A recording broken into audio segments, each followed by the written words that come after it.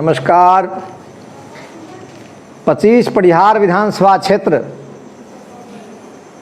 के आम आवाम, छात्र, नौजवानों, बुद्धिजीवियों,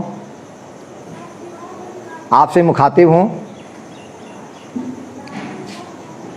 मुझे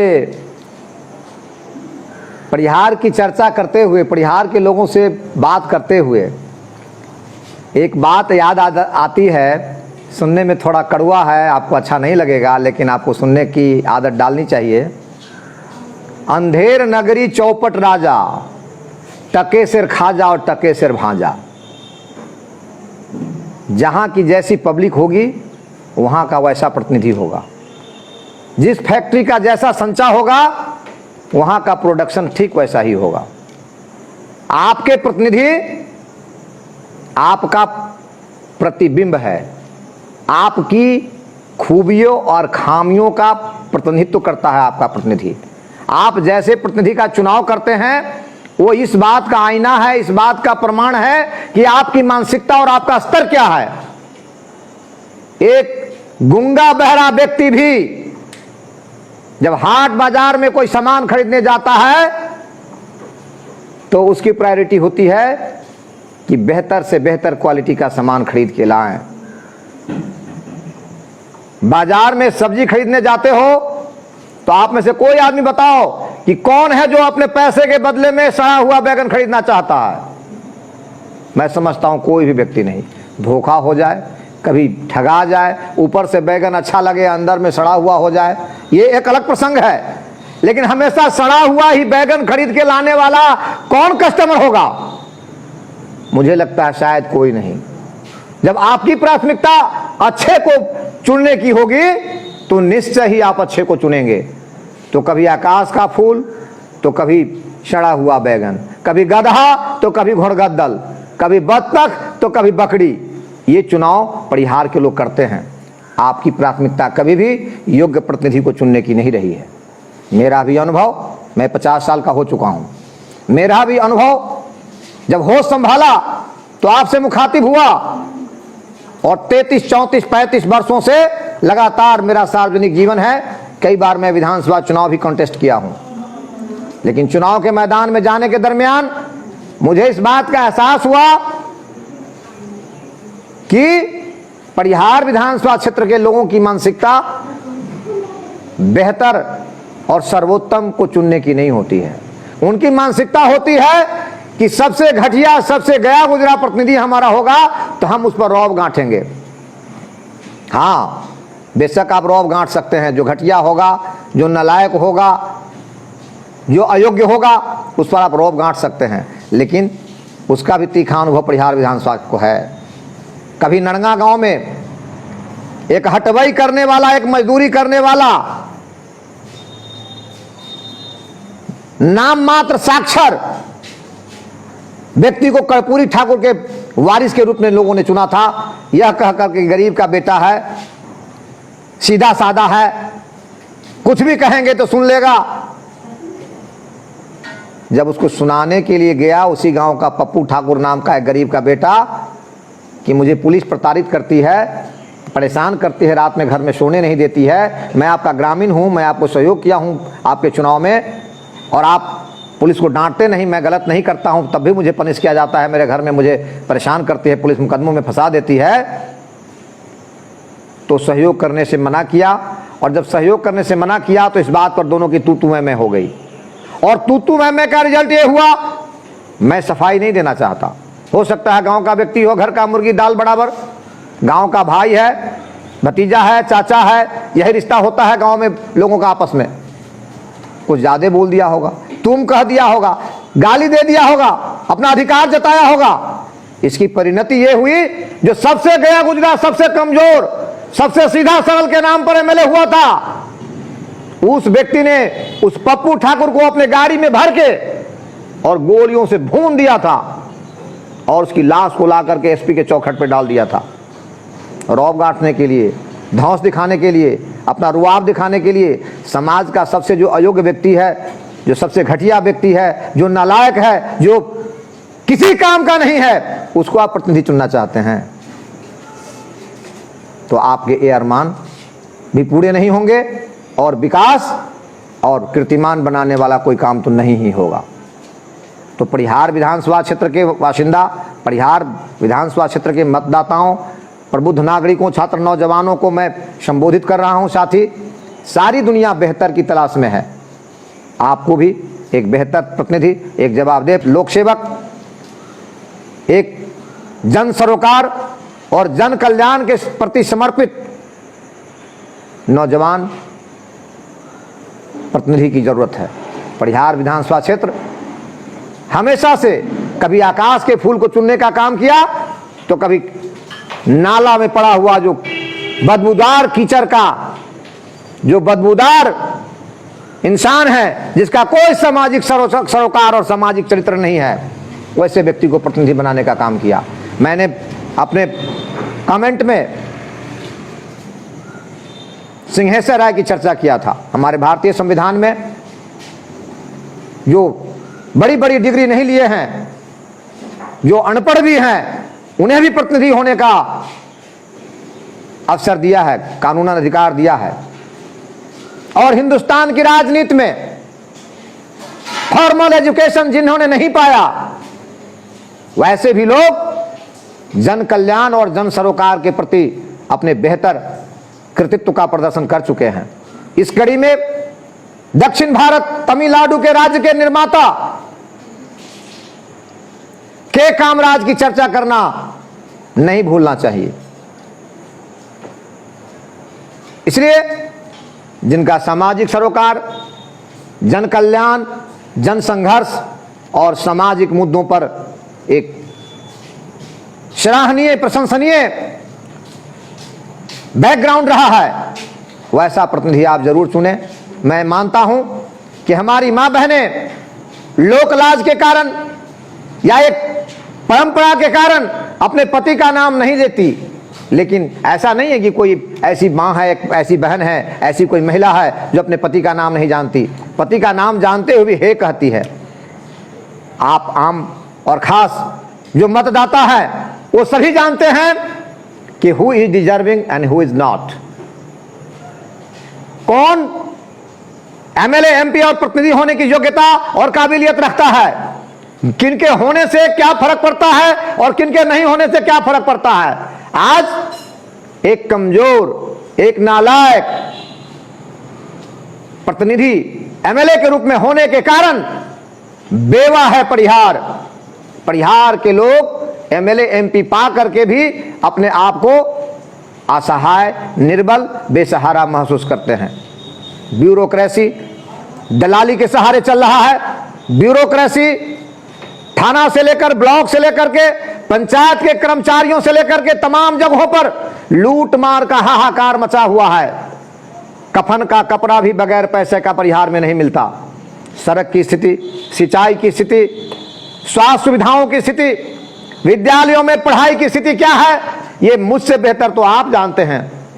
मेरा मानना है कि शिक्षा निगेटिव, शून्य पर है, निगेटिव में जा रहा है। स्वास्थ्य का कोई मतलब ही नहीं है। सड़क कोई बता दे कि यदि 1 घंटा झमाझम बारिश हो जाए तो ब्लॉक मुख्यालय आप पहुंच सकते हैं क्या, जिला मुख्यालय आप पहुंच सकते हैं क्या। लंबी लंबी बातें करने वाले लोग हमको बताइए कि क्या बिहार और हिंदुस्तान के अन्य विकसित राज्यों की तुलना में आपकी क्या स्थिति है। आप बिहार के लोग हिंदुस्तान के अन्य हिस्सों में चप्पे चप्पे में जाकर के रोजी रोटी कमाने के लिए अभिशप्त हैं। इस लॉकडाउन के दरमियान कोरोना वायरस संक्रमण, ये कोविड-19 का जो महामारी फैला है, इस दरमियान तो इस बिहार की पोल खुल गई है। करीब 60 लाख प्रवासी मजदूर बिहारी भाई हिंदुस्तान के विभिन्न कोनों में फंसे थे। उस दरमियान आपकी खबर लेने वाला, आपकी खैरियत पूछने वाला हिंदुस्तान में ना मुख्यमंत्री हुआ बिहार का और ना देश का प्रधानमंत्री हुआ। एमएलए, एमपी की तो बात ही छोड़ दिए। किसी का फोन बंद था तो कोई जो है सो दुम छुपा करके बिल में घुस गया। एक व्यक्ति पप्पू यादव और उनका टीम, उनके तमाम साथी, I have done not so much.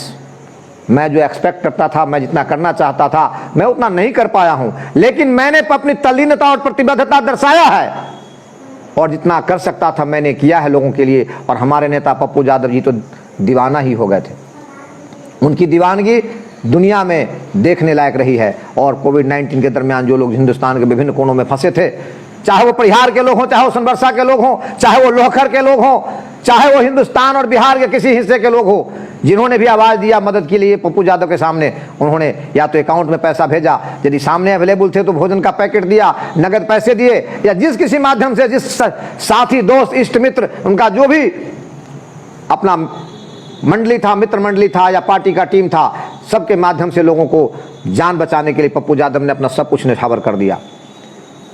हम बिहार के लोगों से, परिहार के लोगों से पूछना चाहते हैं कि जब पंजाब में प्रताप सिंह कैरो को सत्ता की बागडोर मिलती है तो वहां कृषि क्रांति होती है, वहां हरित क्रांति होती है, वहां उद्योग क्रांति होती है, वहां महिलाओं के शिक्षा के क्षेत्र में 4 चांद लग जाता है। जब के कामराज जैसे व्यक्ति को तमिलनाडु की बागडोर मिलती है, याद करिए साथियों, जब के कामराज साहब को सत्ता की बागडोर मिली थी, उस समय 1954 में मेरा मानना है उनको पहली बार मुख्यमंत्री बनाया गया था तमिलनाडु का। उस समय तमिलनाडु में साक्षरता का दर ओनली 7% था, 7% था, लेकिन 3 टर्म वो मुख्यमंत्री रहे 1963 तक, और 3 टर्म में शिक्षा का, साक्षरता का लेवल 37% तक पहुंचाने का काम किया के कामराज साहब ने।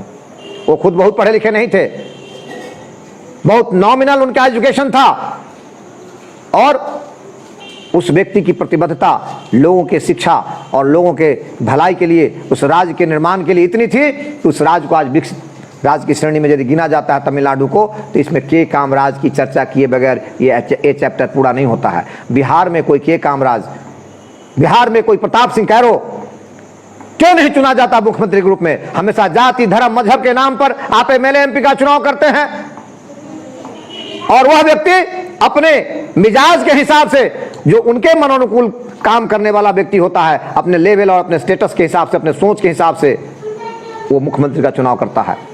बिहार में सत्ता में जो बैठे लोग हैं, मुख्यमंत्री हैं, भारत में प्रधानमंत्री हैं, उनके पास राजकोष का खजाना है। मुख्यमंत्री राहत कोष, प्रधानमंत्री राहत कोष के अलावे प्रधानमंत्री केयर फंड भी बना लिया गया, अरबों खरब रुपया प्रधानमंत्री जी के स्टेटस को देख करके, उनकी हैसियत को देख करके बहुतेरे लोगों ने, बहुतेरे कंपनियों ने, पूंजीपतियों ने, इस देश के लोगों ने डाल दिया उसमें। आज आरटीआई से सवाल किया जाता है कि पीएम केयर्स फंड से में कितने पैसे आए और उसका इस कोविड-19 महामारी के दरमियान क्या सदुपयोग हुआ, कहां कहां किनकी मदद की गई। तो जवाब मिलता है कि आरटीआई के कार्यकर्ता को जवाब मिलता है कि PM cares fund is not a government fund, इसका ऑडिट नहीं होगा, इसका जवाब हम आपको नहीं दे सकते हैं। और उस पीएम केयर फंड, जो केयर्स जो फंड है, उसका ऑडिटर बना दिया गया है आरएसएस के एक व्यक्ति को, सम गुप्ता को। और उस पीएम केयर फंड का उपयोग, सदुपयोग, दुरुपयोग आने वाला जो चुनाव बिहार और बंगाल का है उसमें होगा। कोरोना वायरस संक्रमण के दरमियान खास कम्युनिटी को टारगेट किया गया कि ये खास कम्युनिटी कोरोना वायरस संक्रमण को फैला रहा है। आज बीजेपी कार्यालय से लेकर के और मुख्यमंत्री के आवास तक कोरोना वायरस का संक्रमण का तांडव चल रहा है। 100 व्यक्ति को बीजेपी कार्यालय, प्रदेश कार्यालय में टेस्ट किया गया, उसमें 75 पॉजिटिव आए हैं। वहां कौन मौलाना साथ बैठा हुआ है? नीतीश कुमार के बगल में कौन मौलाना साथ बैठा हुआ उनके घर के अंदर, मुख्यमंत्री आवास के अंदर, जहां 64 लोग पॉजिटिव हो गए। एक हवलदार की मौत भी हुई है, उनकी अपनी भतीजी पॉजिटिव है। सुशील मोदी के बगल में कौन? वो तो बैठने भी नहीं देते बगल में, कहते दूर रहो, दूर रहो, हमारे मोहल्ले में नहीं आओ मुसलमान भाई, तुम कोविड-19 की बीमारी फैलाते हो। वो लोग तो सबसे ज्यादा दूरी मेंटेन करते हैं मुसलमानों से, कोरोना उनको पट जाएगा उनसे। तो मौलाना साद या कोई मुसलमान कैसे बैठ गया सुशील मोदी के बगल में? संबित पात्रा जी के बगल में कैसे बैठ गया? इसलिए हम आप तय करें कि जाति धर्म के नाम पर, ऊंच नीच के नाम पर, भेदभाव के नाम पर, नीतीश जी के नाम पर, लालू जी के नाम पर, नरेंद्र मोदी के नाम पर, गठबंधन के नाम पर, एनडीए के नाम पर जो वोट हम आप करते हैं, वो आपकी हमारी समस्या का समाधान नहीं है। यदि नेतृत्व वर्ग को देख करके वोट करना है तो हमारा नेता पप्पू यादव किससे गलत है? एक व्यक्ति हिंदुस्तान में और दुनिया में बता दो जो निजी दौलत को लुटा करके समाज की खुशियों के लिए दिन रात जीता और संघर्ष करता है। पप्पू यादव जैसा दूसरा कौन है? कोई व्यक्ति जोड़ी लगा दो जो अपनी निजी जिंदगी की खुशियां, अपना निजी जिंदगी का एक एक पल और अपने निजी कोष का पैसा, जो जरूरतमंद है, जो दुखी हैं, जो दरिद्र हैं, जो परेशान हैं, जो फटेहाल हैं, जो आपदा में फंसे हैं, जो बाढ़ में फंसे हैं, जो महामारी में फंसे हैं, जो चमकी बुखार में फंसे हैं, जो कोविड-19 की महामारी में फंसे हैं, उनको उस संकट से उबारने के लिए, जिनके साथ कोई हादसा हो जाता है, उन सबको संकट से उबारने के लिए अपनी तमाम दौलत, अपनी संपूर्ण हैसियत लगा करके लोगों की खुशहाली के लिए काम करता हो, पप्पू यादव जैसा हिंदुस्तान और बिहार में दूसरा कोई है तो मुझे बता दो, मैं उनका चरण पादुका उठाकर उनकी पूजा करूंगा। और यदि पप्पू यादव सबसे बढ़िया काम कर रहे हैं तो पप्पू यादव को बिहार की सर्वोच्च कुर्सी क्यों नहीं दी जाए? उनको मुख्यमंत्री क्यों नहीं बनाया जाए? इतिहास के पन्नों को उलटिए, भारत के लोग महाभारत की चर्चा करते थकते नहीं, लेकिन महाभारत की सीख क्या है, संदेश क्या है? महाभारत के दरमियान, जो महाभारत काल है 3500 वर्ष पहले का, उस दरमियान इस धरती पर कृष्ण जैसे महामानव आए थे। हस्तिनापुर एक मजबूत राष्ट्र, एक सुदृढ़ राष्ट्र हुआ करता था। हस्तिनापुर का राजा हुए महाराज धृतराष्ट्र, और धृतराष्ट्र अंधे थे, सिर्फ आंख से अंधे नहीं थे, विचार से भी अंधे थे। और धृतराष्ट्र ने जो गलत फैसला किया, अपने ही वंश के, अपने 5 भतीजा उनका योग्यतम दावेदार था सत्ता के शीर्ष पर बैठने के लिए, उनके वारिस के रूप में। युधिष्ठिर, अर्जुन, भीम, नकुल, सहदेव सभी एक से एक गुण में पारंगत थे। कोई धर्म में युधिष्ठिर धर्म में स्थिर थे, कोई गदा युद्ध में स्थिर थे, कोई बाण और तीर तर्कस में, तो कोई, हर व्यक्ति में अलग अलग गुण की विशेषता थी और उसमें पराकाष्ठा को प्राप्त किए थे। उन तमाम योग्य और अच्छे लोगों को, योग्यतम लोगों को सत्ता से दूर रखा, उनको प्रताड़ित किया, उनको अवहेलित किया, उनको अपमानित किया, उनको वनवास और अज्ञातवास में भेजा और अपने नालायक पुत्र को सत्ता की बागडोर सौंप दी। अपने नालायक पुत्र दुर्योधन को युवराज घोषित कर दिया धृतराष्ट्र ने। परिणाम क्या हुआ? परिणाम यह हुआ कि हस्तिनापुर का विनाश हो गया। उस राज दरबार में जो सभासद थे वो टुकुर टुकुर देखते रहे। उन 5 पांडवों, योग्यता रखने वाले, गुणवान, शीलवान, चरित्रवान, त्याग, तपस्या, बलिदान की मूर्ति, उन 5 पांडवों को अपमानित और अवहेलना करने के लिए भरी सभा में द्रौपदी का चीरहरण का प्रयास हुआ। और सभा में बैठे जो बड़े बड़े सभासद थे, भीष्म पितामह जैसे जो पराक्रमी लोग थे, तमाम लोग उसको अपनी आंखों से देखते रहे और चुप बैठे रहे। इसलिए परिणाम क्या हुआ? संपूर्ण हस्तिनापुर का विनाश हो गया। इसलिए आज भी मैं समाज से तटस्थ होने की अपेक्षा नहीं करता। मैं समाज के लोगों से अपेक्षा करता हूं कि प्रायोरिटी उसको दीजिए जो योग्यतम है, प्रायोरिटी उसको दीजिए जो सबसे योग्य है।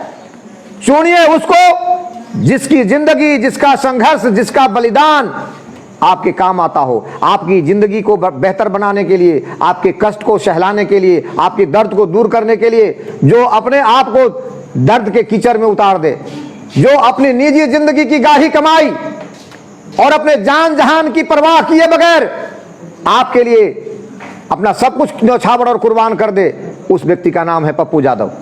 तो यदि बिहार को भी विकसित राज्य की श्रेणी में लाना चाहते हैं, परिहार को भी अच्छा और विकसित परिहार बनाना चाहते हैं, यदि सड़क, सिंचाई, बिजली, शिक्षा और स्वास्थ्य की स्थिति बेहतर करना चाहते हैं परिहार में, और परिहार और बिहार को भी हिंदुस्तान और दुनिया के विकसित राज्यों की श्रेणी में खड़ा करना चाहते हैं, निश्चित रूप से जो नई पीढ़ी के लोग हैं, जो प्रवासी लोग हैं, जिन्होंने दर्द को झेला है, जिन्होंने चोट को खाया है, वो आज जरूर सपना देखते हैं। वो जो प्रदेशों में जाकर के वहां के हालात को देखते हैं और उसकी तुलना में अपने घर और परिवार की हालत देखते हैं, अपने राज्य और जिला की हालत देखते हैं, तो उनके मन में टीस होती है, कसक होती है। वो चाहते हैं बेहतर बिहार और बेहतर परिहार बनाना।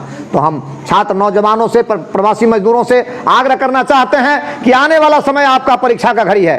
पप्पू यादव और उनका टीम, जन अधिकार पार्टी का टीम आपके लिए अपना सर्वस्व न्यौछावर करके आपको बेहतर स्थिति में देखना चाहता है, आपको खुशहाल देखना चाहता है, आपको रोजगार सहित देखना चाहता है। बिहार में उद्योग, कल कारखाना लगे और पलायन रुके, हमारे भाई, हमारे पड़ोसी, हमारे बच्चे अन्य राज्यों में जाकर ठोकरें ना खाएं, दर दर की ठोकरें ना खाएं, रोजी रोटी के लिए बेइज्जत बेआबरू बाहर में ना हो। ये हमारा सपना है। हम बेहतर और विकसित बिहार बनाना चाहते हैं। इसमें आप तमाम लोगों का सहयोग और समर्थन हमें चाहिए। यदि आप लोगों ने जाति, धर्म और मजहब का जो बबेला खड़ा किया हुआ चोर बेईमान इन नेताओं ने, उनके पास कोई पूंजी नहीं है। दिनकर जी कहते हैं, जाति जाति रटते केवल जिनकी पूंजी है पाखंड। जो पाखंड करने वाले लोग हैं उनके पास कोई कार्यक्रम आपके लिए नहीं है। जाति और धर्म का नारा उनके पास है। इन जाति धर्म के नारा के नाम पर आपको पगला करके, आपको बहका करके, आप में उत्तेजना पैदा करके अपने स्वार्थ की रोटी सेकने वाले लोग आपकी भलाई के लिए प्रतिबद्ध नहीं है। यदि अपनी जात के प्रति भी इनकी प्रतिबद्धता होती तो लालू यादव के पास जितना अकूत संपदा आज है, उस अकूत संपदा को अपने स्वजातीय लोगों में बांट दें तो यादव कम्युनिटी में कोई भी गरीबी रेखा के नीचे नहीं रहेगा। रामविलास पासवान जी के पास जितनी अकूत दौलत है, यदि ईमानदारी पूर्वक अपनी जरूरत के हिसाब से रख भी ले अपने परिवार के लिए और उसका बड़ा हिस्सा बांट दे पासवान कम्युनिटी में, तो बिहार का कोई पासवान गरीबी रेखा के नीचे नहीं रहेगा। इसी प्रकार से अन्य जो नेता जो जाति का दम भरते हैं और जाति के नाम पर मलाई खाते हैं और सत्ता के शीर्ष पर बने हुए हैं, उनमें से किसी की प्रतिबद्धता भी अपने जात के प्रति भी नहीं है। इसलिए ये सबसे ज्यादा नुकसान यदि करते हैं तो अपने जात का करते हैं। अपने जात का वोट लेते, जात के नाम पर अपनी बटरिंग करते हैं सत्ता के शीर्ष में बैठ करके, और सबसे ज्यादा यदि वो अवहेलना करते हैं तो अपनी जात की ही करते हैं। हमको बताएं कि क्या लालू प्रसाद यादव, क्या रामविलास पासवान जी, क्या नीतीश कुमार जी या हमारे क्षेत्र के धन कुबेर एक एमएलए कल हुआ करते थे, मंत्री आज एमएलसी है, कल मंत्री हुआ करते थे, क्या वो किसी गरीब परिवार में अपने स्वजातीय व्यक्ति के अपने बेटा बेटी की शादी करेंगे? नहीं करेंगे। क्यों? उनका हैसियत और स्तर उनसे मेल नहीं खाता है। इसलिए जाति का नाम क्यों? मैं दूसरा सवाल करता हूं, हम होमोसेपियन हैं, हम किसी जात के लोग नहीं हैं। हमारा कोई जाति और वर्ग हमारी पहचान नहीं है। लाखों वर्ष के मानव सभ्यता के विकास के दौर में किसका खून किसके साथ मिला है, इसकी श्योरिटी कौन दे सकता है? कौन कह सकता है कि मैं इसी लाइनेज का हूं, मैं इसी जात का हूं?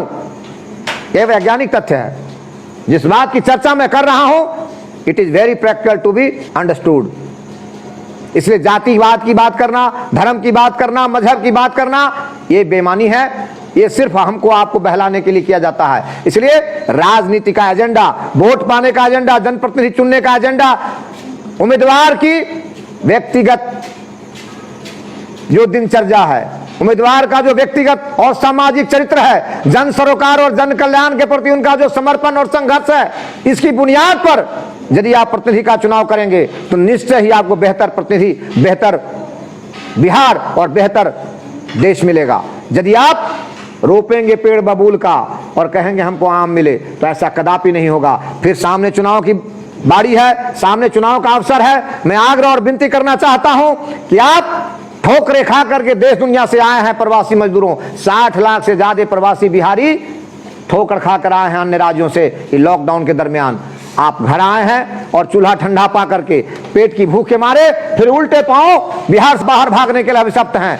बिहार के आज जो मुखिया हैं, उन्होंने चुनाव के समय 2005 से लेकर के आज तक लगातार वायदा किया, जब चुनाव का समय आया है तो फिर वो वायदा करेंगे और फिर से गुफा छोड़ेंगे कि हम बिहार में कल कारखाना लगाएंगे, उद्योग धंधा लगाएंगे और रोजगार का अवसर सृजन करेंगे। यदि इन लोगों ने यह अवसर पैदा किया होता, कल कारखाना उद्योग लगाया होता, तो आज बिहार के नौजवान बिहार से बाहर जाकर के ठोकरे खाने के लिए अभिशप्त नहीं होते। पैदल पांव 3000 किलोमीटर, 4000 किलोमीटर से जान पर जोखिम लेकर मरते मिटते घर वापस लौटने के लिए मजबूर नहीं होते। और फिर घर आने के बाद जब घर में देखा चूल्हा ठंडा है और खाने और जीने की कोई स्थिति नहीं है, तो फिर जान पर जोखिम लेकर के फिर देश के विभिन्न कोनों में भागने के लिए अभिशप्त है। ये हालात किसने पैदा किया? ये हिसाब लेने की बारी है। आपको हिसाब लेना पड़ेगा और आपको ईमानदार होना पड़ेगा, आपको जौहरी बनना पड़ेगा।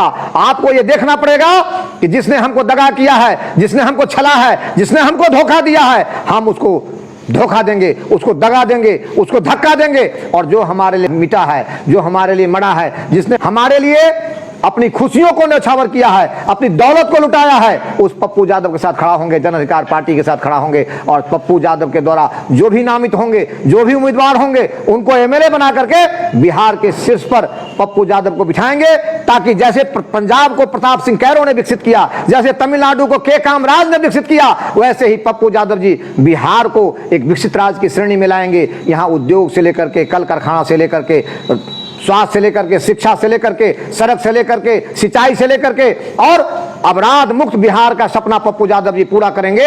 आज पद पर नहीं है तो अब उनकी निजी हैसियत, उनका निजी प्रयास जब हजारों परिवार को खुशियों की अंबार दे रहा है, आशा की किरण दे रहा है, जो मरने वाला है, जो मिटने वाला है, जो बीमार है, उसको आरोग्य दे रहा है, तो जब पद पर चले जाएंगे, जब उनके हाथ में कलम में ताकत होगी, खजाना का चाबी उनके पास होगा, तो निश्चय ही वो तमाम खजाना और सत्ता शीर्ष की तमाम ताकत राज्य के आवाम की भलाई के लिए पप्पू यादव जी लगाएंगे।